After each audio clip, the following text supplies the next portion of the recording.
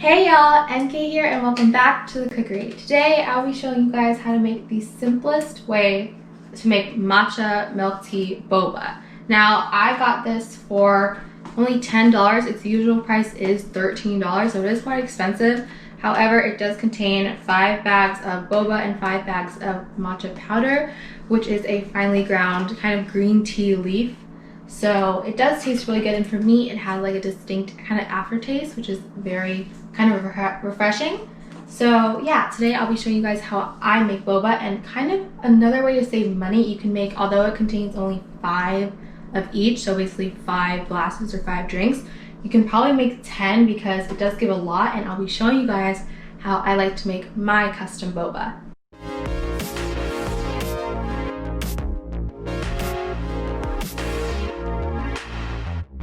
Okay, so on the box itself, the directions are to place 5 ounces of water and the boba and the tea powder into the microwave, and then stir, and then place it in a 16-ounce cup filled with ice, of course. But I'm not really a huge ice fan, and kind of takes up most of the room because 5 ounces is only this much, and that's obviously not enough. I don't even think for one person, so kind of confusing, but this is what I like to do instead. So I place only 5 ounces of water into my pot, and I'm actually start the heat right now.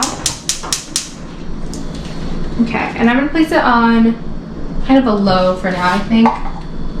And I'm gonna place about 2 cups of milk. So you can instead just keep doing water and water and water, but for me, I prefer milk because it's like milk tea, they call it. So I'm gonna just put milk. So I'm going to pour all that in there. Okay.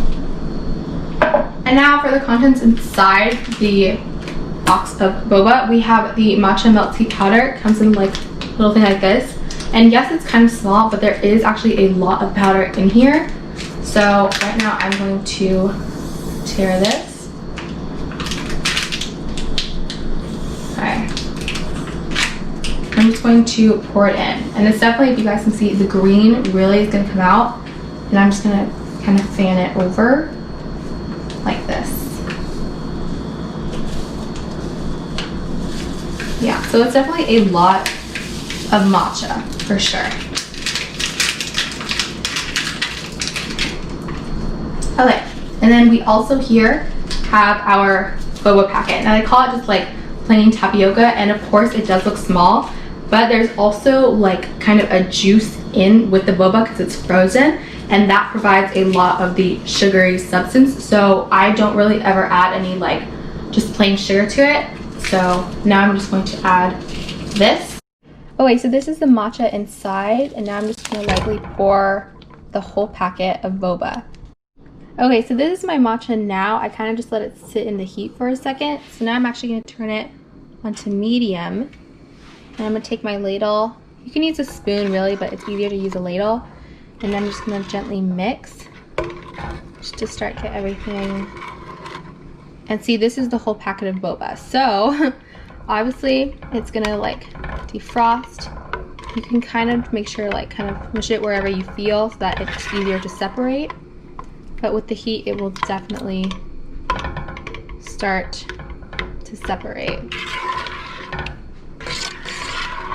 So yeah, this is my matcha right here, and obviously it's a lot.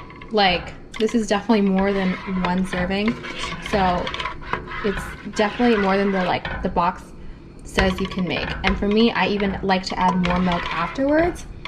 So, and I don't put ice in my cup either. I just like let it freeze in the freezer. Okay, so I'm gonna let this sit for like another 2 minutes, and then I'm gonna stir occasionally, probably once every like 30 seconds, just to make sure the boba starts to separate. Okay, so now that I've let it sit and do its thing for a while, I wanna make sure all the boba is separated, and that seems to be it, so it is done. So I turned off the heat, let it sit for about 2 or 3 minutes to make sure you don't burn yourself, because safety first, kids. And now I'm just going to make sure, once again, all the boba is separated. Make sure no clumps, because that would be terrible if you're actually drinking it and then you realize when you're trying to use a straw, let's say, which I'm actually not going to use in this case, that you have clumps. So I'm just going to lightly pour that in to my glass. Try not to make a mess. And see, that is our nice green matcha color. So it's obviously that color that we want. I might make it a little bit lighter when I use my milk. And just so you guys know, I am using lactated milk. It is 2% reduced fat milk. I think it's better because it feels like it has a little more of a sweetener. And like if I only get like the 1% reduced fat milk, it doesn't seem as like thick and not the way I would prefer it. So that's the milk I use.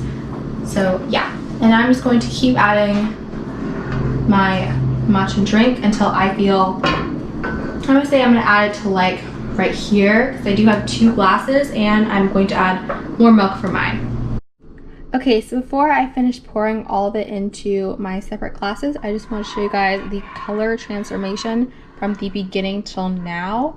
So I think it's actually a great amount because this is obviously a lot. And when I kind of mix through, you guys can really see like the amount of boba in there. So it's definitely it's great for about maybe 2-3 people. And the more milk you add, as long as the flavor is still there, I think you guys should be able to taste it. Okay, you guys, so after I put both of these into the fridge for about 2 to 3 hours, well, about so, because I do like it cold and I would rather just wait than have to put ice and then like have to get a larger drink. I feel like this is easier for me. Plus now I can add my milk.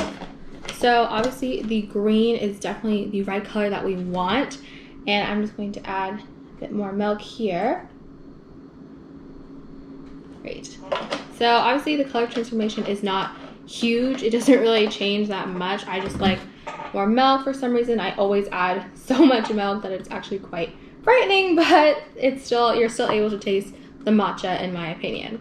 So once I actually took this out of the fridge, you will probably need to stir it if some of the powder does kind of float to the bottom, and make sure like some boba isn't constantly stuck like that one was.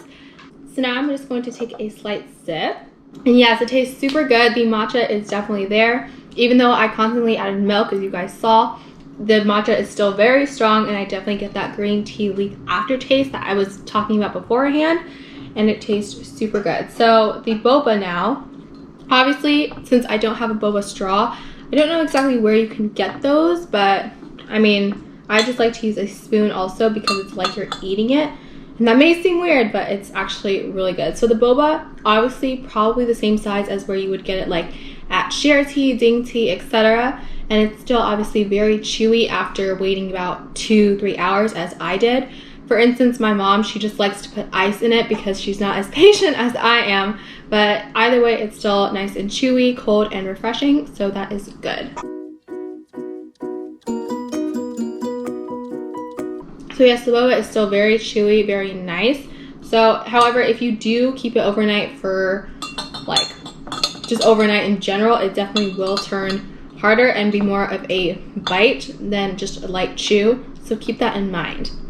Alright you guys, that is it for today's video. This was just a nice and kind of life hack way to save money for boba just by adding a lot of milk. Even though this costs $13, but we got it on sale for $10, we were still able to make 2 drinks, and even maybe more if I add more milk because the matcha is quite strong.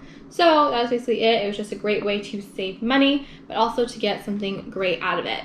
Thank you guys so much for watching this video. Please comment down below any of your thoughts, suggestions, or concerns. Please give this video a big thumbs up, and don't forget to subscribe so that you get weekly notifications every time I upload a brand new video just like this one. Till then, I will see you guys next time.